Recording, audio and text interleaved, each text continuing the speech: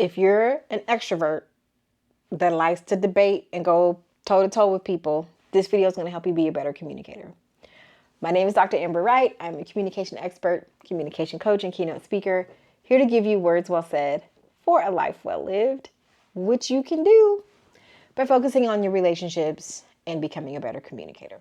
That's what I'm here to help you do. So, in this series, I have been talking about your Myers-Briggs personality type, the 4 letters that make up your type, and just offering some guidance on how to communicate with all of the different 16 personalities that make up the Myers-Briggs personality type indicator, or MBTI. Or again, you might have gone to 16personalities.com.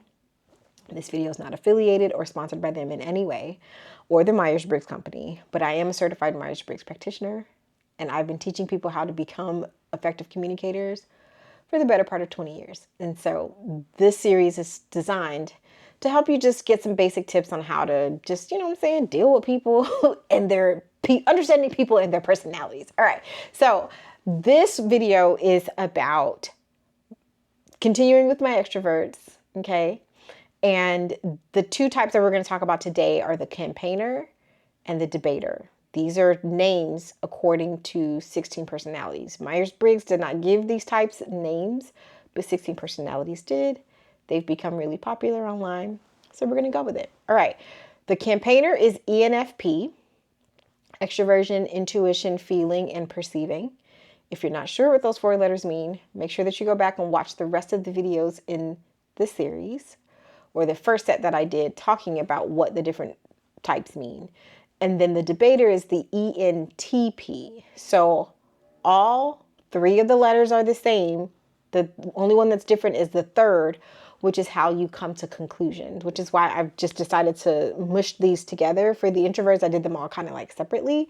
But in this case, I wanted to condense them because there are some patterns that overlap here. So people with these 2 types, again, super energetic. They are very charismatic. People would describe them as very personable. So the biggest difference, but that's what they have in common. The biggest difference is when it comes to making decisions, again, F, those folks like to make decisions based upon how that choice will affect other people. So they really value harmony. And the T, they are your executors. They are your action-driven people. So once they make a decision, they're going to execute on it. And we've got to understand that's a really big difference, because that's important to know, to think about when it's something important that you have to decide on, how you approach that. So on the whole, these folks are very similar, but the campaigner, they don't love routine. Okay. They hate routines and structures and schedules. And so if you're in a relationship with someone like this type, you might look at them as being wishy-washy, kind of flimsy. All they want to do is have a good time. They don't know how to focus. They don't know how to, not so much focus, because that T helps with the focus, but that they're just really ambivalent maybe. And like they only really value doing this whenever they enter a room. Like all they care about is being social, and that's not true. They just don't like feeling suffocated by rules and structure. What they do value is curiosity. So if you are in relationship with someone with this personality type, make sure that you are practicing asking them really good questions, really thoughtful questions that reflect their curiosity, because that will be how to engage them in a way that helps meet them at a point of something that they really value. You want to show genuine interest in their passions. And so like talk to them about what lights them up. Again, ask those open-ended questions about that. If you want to learn how to do that more effectively, I have a TEDx talk called Ask Better Questions to Build Better Connections that can help you with practicing asking open-ended questions versus closed-ended questions that can only be answered by yes or no. Open-ended questions require more than a yes or no answer. Something else to remember with the campaigner is to balance their energy. So provide grounding when they become overwhelmed by possibilities. I'm somebody who prefers extroversion. I'm someone who, like, overthinking is my superpower. Okay. But I always like to tell people that overthinking is not your enemy. Inaction is. At some point you have to make a decision. You have to commit to something. And so my partner is really good at grounding me and helping me think about things. I used to get really mad though when he used to be like, don't overthink it. And I'm like, why did that bother me so much? much. And it's because that's my natural default setting. And as somebody who prefers extroversion, who likes to think out loud and process things with people, it's helpful to have someone who can help me think through these things, but then who can also gently compel me to make a decision. Okay. So people who prefer the campaigners, they, again, kind of fluid, like to go with the flow a little bit, but you want to meet them at their point of their curiosity, show them that you are genuinely interested in what they have to say, and you will get that energy matched back in response. The debaters are a little bit different. I think I commented earlier and said that the campaigners have the T, but they don't. It's the debaters that have the T. These folks are called the debaters for a reason. You know, that person who just love to debate for the sake of debating. That's them.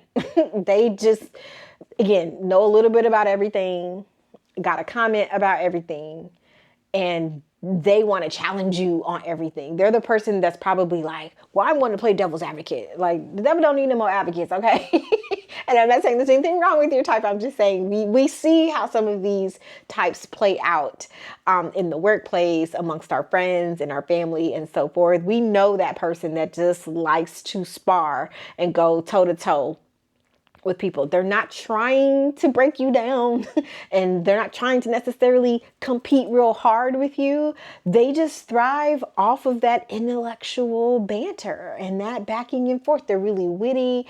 They think really quickly on their feet. And so it's helpful to know these things about people with this personality type, because then we can take things far less personally when we understand, like, oh, this is just a function of their personality. Like, they're not like specifically trying to wear me down or wear me low or wear me out. Like, for example, my partner and his mom, his mother's from New York, and the way that they talk, it just, I don't understand it. It's just all this backing and forth thing and going and banter. And both of them have this kind of like debater trait in them. And for the longest time, I used to be, and they would raise their voices at each other, just kind of like going back and forth. And I used to be like, and y'all are just fine 5 minutes later? That was so confusing to me because I was raised by an introvert. And so my mother, she didn't do a lot of yelling per se. You knew she was mad, but she didn't do a lot of yelling and all of that sparring. So for me, I was confused by that because he would want to communicate with me in that way. And I'm just like, hold up, player, that ain't how I roll. Like, if you raise your voice at me, I feel like you want to fight. So if we're going to be going at it, like, what is the issue even? And that was just that playful banter. That's just how they like to communicate. And I had to learn that. We both had to learn to adjust. So if you are partnered with someone who has this type, ENTP, so extroversion, intuition, thinking, and perceiving, you want to understand that, again, this is just how they thrive, to kind of go back and forth and share ideas. Their communication style is very assertive. They really also thrive on logic, but they're also really witty and they can be really funny. And again, I also want to make sure that I say, not all of this applies to everybody. How our personality types show up in us are going to be expressed differently with everybody, and that's okay. So no need to tell me that, well, that's not true for me, because again, it's all going to play out differently. And I want to just make sure that I name that because I fully understand that. And these are somewhat generalizations of this type, but they tend to be a really solid assessment based upon how the 4 letters work together. So when you are communicating with a debater, again, try to, just make peace with the fact that this is what you can expect from them. They thrive with that verbal sparring, that they are going to communicate with you in a very direct and communicative way, or they're going to direct with you. I can't talk. They're going to communicate with you in a direct manner because their communication style is very assertive. There we go. Whew, I got that out. But some other things that you can do are appreciate their humor and their wit, because again, they like to engage like that. They can go on for hours with their jokes and the backing and forth thing. And you also want to adapt to their spontaneity. So appreciate that they like to be flexible, anticipate that they like to be flexible, that when they have to make decisions or If you're making plans with somebody with this personality type, not only are they going to debate you about how to make the decision, they're also going to want the freedom to decide. And you want to honor that and to respect that, because it's not because they lack focus or they don't care. It's just they like the freedom. That P means that they feel suffocated by structure and rules and hard deadlines. They like a little bit of space in order to change their minds. And so if you are one of these two types, make sure that you are expressing that. And then after you've taken your time, you come back to the other person and say, hey, I've had a moment to think about it, and this is the decision that I've made. Don't leave people hanging in the balance, waiting to hear back from you. Make sure that you are also following through so that people can feel like they can trust you and that they can expect you to be consistent and participative. Is that the right word? I want to say communicative, but that you're also just like participating in the process, that you're doing your part. Okay. So there you have the campaigner. There you have the debater. Which one are you? Are you one of these? Extroversion, intuition, thinking, perceiving, or feeling and perceiving? Let me know in the comments.